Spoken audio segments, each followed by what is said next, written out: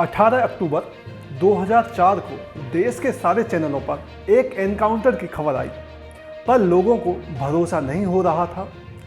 देश के ज़्यादातर लोग इस एनकाउंटर में मारे जाने वाले आदमी की कहानियां 40 साल से सुन के बड़े हुए थे। सबको यही लग रहा था कि ये कैसे हो सकता है, असंभव है। पुलिस को इस आदमी ने जितना दौड़ाया था उतना शायद किसी ने नहीं दौड़ाया। 3 राज्य कर्नाटक, केरल और तमिलनाडु के 6000 स्क्वायर किलोमीटर में फैला उसका राज। इस राज में घुसने से पहले इस आदमी की परमिशन लेनी पड़ती थी। बड़े बड़े लोग भी सहम जाते थे। एक बड़ा आदमी आया था इस जगह सन 2000 में। आँख कान पर पट्टी बंधी घसीटते हुए लाया गया। उसका नाम था राजकुमार। कन्नड़ फिल्मों का बहुत बड़ा हीरो। 5 स्टार होटल में रहने वाले को 100 दिन इन जंगलों में रहना पड़ा था, उस एरिया में। और तभी पूरे भारत को पता चला कि ये एरिया किसका था, वीरप्पन का, जिसने राजनीति, पुलिस और जंगल को इतनी कहानियां दी कि जब वीरप्पन के ऊपर फिल्म आई तो लोगों ने कह दिया कि इसमें वो बात नहीं है, असली कहानी तो छूट गई। नमस्ते, मेरा नाम है अमित सोलंकी। आज हम वीरप्पन की कहानी आपको बताएंगे। वीरप्पन यह एक ऐसा नाम है जिसे सुनते ही लोगों के जेहन में लंबी घनी मूंछों वाले, हाथ में राइफल लिए एक डाकू की तस्वीर घूमने लगती है। एक ऐसा दुर्दांत व्यक्ति जिसने दक्षिण भारत के जंगलों पर सालों राज किया, जिसे चाहा उठा लिया। चंदन की तस्करी के साथ हत्याएं, अपहरण तो जैसे उसके शौक बन गए थे। उसे पकड़ने या मारने के लिए 2 राज्यों की पुलिस लगी थी, पर कामयाबी हाथ नहीं आ रही थी। आखिरकार 18 अक्टूबर 2004 को चंदन तस्कर दस्यु सरगाना वीरप्पन को पुलिस ने एनकाउंटर में मार गिराया। वीरप्पन की कहानी में आज हम आपको बताएंगे कि उसे पकड़ पाना आखिरकार इतना मुश्किल क्यों था। दरअसल वीरप्पन का जन्म 18 जनवरी 1952 को कर्नाटक राज्य के गोपीनाथम गांव में एक चरवाहा परिवार में हुआ था। तब किसी को क्या पता था कि वह आगे चलकर इतना दुर्दांत हो जाएगा कि उसके सर पर 184 लोगों की हत्या का पाप चढ़ेगा। इन लोगों में 97 तो पुलिस वाले ही थे। उसी वीरप्पन का असली नाम रखा गया था पूज मुनिस्वामी वीरप्पा गोडन। शॉर्ट में उसे मुनिस्वामी वीरप्पन भी कहा जाता था। इसने 17 साल की उम्र से ही जंगलों में हाथियों को मारकर उनके दांतों को बेचने का काम शुरू कर दिया था। 18 साल की उम्र में वीरप्पन चंदन की तस्करी करने वाले एक गिरोह का सदस्य बन गया। धीरे धीरे वो इस काम में आगे बढ़ता गया। जंगलों में ही उसने अपना अड्डा बना लिया था। बेहद छोटी उम्र में उसने जंगलों में अपना गैंग तैयार कर लिया। इनका काम था जंगलों के हाथी के दांत और चंदन की लकड़ी की तस्करी करना। जंगल में इसके गैंग ने 2000 से ज़्यादा हाथियों को मार दिया था और उनके दांत महंगी कीमत पर विदेशों में सप्लाई कर दिए थे। वीरप्पन लगातार हाथी के दांतों और चंदन की तस्करी कर रहा था और पुलिस उसके पीछे पड़ी हुई थी। इसका गैंग इतना मजबूत हो चुका था कि जंगल के चप्पे चप्पे में इसके लोग मौजूद रहते थे। पुलिस के आने से पहले ही इसको इस बात की खबर मिल जाती थी। इसके बाद तो उसने कर्नाटक और तमिलनाडु की सरकारों को नाको चने चबा दिए। साल था 1987 में वीरप्पन पहली बार चर्चा में आया। तब उसने वन विभाग के दिगंबर नाम के एक अधिकारी को अगवा किया था। बाद में वीरप्पन एक कदम और आगे बढ़ गया। दरअसल 90 के दशक में जंगलों में पेट्रोलिंग के लिए तमिलनाडु में खास पुलिस होती थी, जिसे पेट्रोल पुलिस कहा जाता था।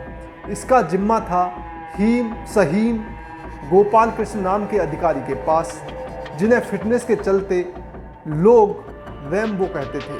अप्रैल 1993 में तमिलनाडु के गांव कोलाथपुर के सुबह सुबह वीरप्पन की ओर से पोस्टर लगाकर रैम्बो को खुली चेतावनी दी गई थी।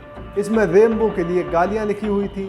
इसके बाद तो रैम्बो ने वीरप्पन को पकड़ने की ठान ली और अनान फनान में टीम के साथ जंगल की ओर निकल गए। जंगल में पुल पार करते समय रैम्बो की गाड़ी खराब हो गई। उसे छोड़कर पुलिस की बस में 22 लोगों के साथ आगे बढ़े। बताया जाता है कि इनमें 15 मुखबिर, 4 पुलिस वाले और 2 बंदगार्ड थे। पीछे पुलिस की एक और बस थी जिसमें तमिलनाडु पुलिस के इंस्पेक्टर अशोक कुमार और उनके 6 साथी थे। रैम्बो के जंगल में आने की जानकारी वीरप्पन को पहले ही मिल गई थी, इसलिए वह तैयार था और एक तय जगह पर रैम्बो की बस पहुंचते ही बारूदी सुरंग में विस्फोट कर दिया। इससे गाड़ी कई फुट हवा में उछल गई। पीछे से इंस्पेक्टर अशोक कुमार पहुंचे तो चारों ओर लोगों के चीथड़े पड़े हुए थे। इस घटना के बाद वीरप्पन पूरे देश में कुख्यात हो गया था। वीरप्पन कितना बड़ा दरिंदा था, इसका अंदाजा एक और घटना से लगाया जा सकता है। चंदन तस्कर को भारतीय वन सेवा के अफसर पी श्रीनिवासन ने एक बार गिरफ्तार कर लिया था। इसलिए उसने अपने भाई अर्जुनन के जरिए पी श्रीनिवासन का भरोसा जीता कि वह सरेंडर करना चाहता है। पी श्रीनिवासन अपने साथियों का आत्मसमर्पण कराने के लिए रवाना हुए तो जंगल में एक एक कर उनके साथी गायब होते गए। वह अकेले बचे तो अचानक वीरप्पन राइफल लेकर सामने आ गया। वह कुछ समझ पाते तब तक श्रीनिवासन पर उसने तबातोड़ फायरिंग कर दी, उनका सिर काट लिया और अपने साथियों के साथ उनके सर से फुटबॉल खेला। साल 2000 में दक्षिण भारत के मशहूर फिल्म अभिनेता राजकुमार का भी पाला डाकू वीरप्पन से पड़ा। वीरप्पन ने राजकुमार का अपहरण कर लिया और उन्हें 100 दिनों तक अपने पास रखा। इस दौरान उसने तमिलनाडु और कर्नाटक दोनों ही सरकारों को घुटने पर ला दिया और अपनी कई बातें मनवाई। 50 करोड़ रुपए मांगे थे राजकुमार की रिहाई के लिए, साथ ही बॉर्डर इलाकों के लिए वेलफेयर स्कीम। ये रॉबिन हुड बनने का अलग स्टाइल था। फिर 2002 में उसने कर्नाटक के एक मिनिस्टर नागप्पा को किडनैप कर लिया और मांग पूरी ना होने पर मिनिस्टर को मार दिया। ये वो हरकत थी जिसने सरकारी तंत्र की वीरप्पन के सामने लाचारी को जाहिर कर दिया। यही नहीं, कई और राज्यों के लिए भी वीरप्पन सरदर्द बनता जा रहा था। वीरप्पन इतना दरिंदा था कि उसने खुद को बचाने के लिए अपनी नवजात बेटी तक की बलि चढ़ा दी थी। साल 1993 में वीरप्पन को एक लड़की पैदा हुई थी। उस समय इस तस्कर का गैंग बड़ा नहीं था और इसलिए वो थोड़ा डरता था। बच्ची जब रोती तो वीरप्पन और डरता, क्योंकि बच्चे के रोने की आवाज़ 110 डेसिमल के आसपास होती है, जो बिजली कड़कने की आवाज़ से सिर्फ 10 डेसिमल कम होती है। एक बार वीरप्पन को उसकी बेटी ने रोने की वजह से मुसीबत में फंसा दिया, इसलिए उसने अपनी बच्ची की आवाज़ को हमेशा के लिए बंद कर दिया। 1993 में कर्नाटक STF को माडगू में एक समतल जमीन के नीचे खड्डे में नवजात बच्ची का शव मिला था। इन सब के बाद तमिलनाडु की मुख्यमंत्री जयललिता ने आखिरकार STF का गठन किया और इसके चीफ के रूप में वीरप्पन के खात्मे का जिम्मा दिया विजय कुमार को। उन्होंने लंबी कवायद के बाद वीरप्पन के गैंग में अपने कुछ आदमी भर्ती करा दिए, जिनसे सूचनाएं मिलने लगी। 18 अक्टूबर 2004 को सूचना मिली कि वीरप्पन आँख का इलाज कराने जंगल से निकलने वाला है।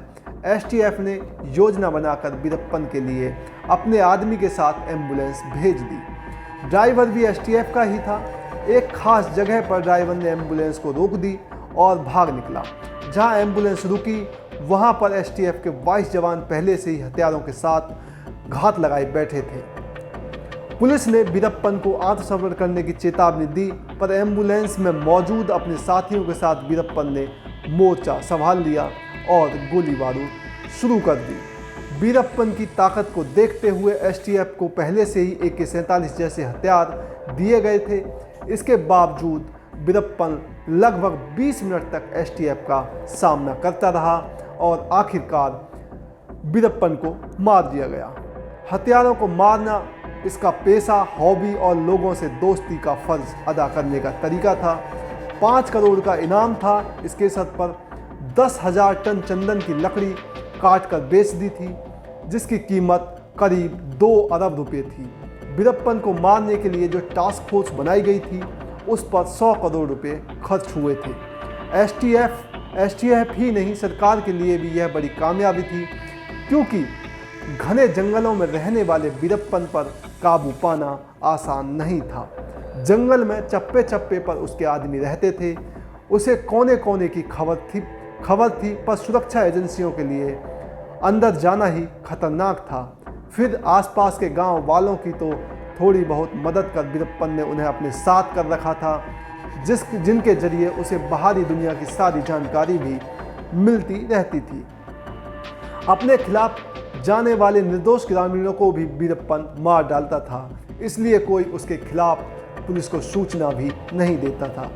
ऐसे में सटीक सूचना के आधार पर वीरप्पन को जंगल से बाहर घेरना पुलिस के लिए बड़ी चुनौती थी और आखिरकार 18 अक्टूबर 2004 को वीरप्पन को एक एनकाउंटर में मार दिया गया।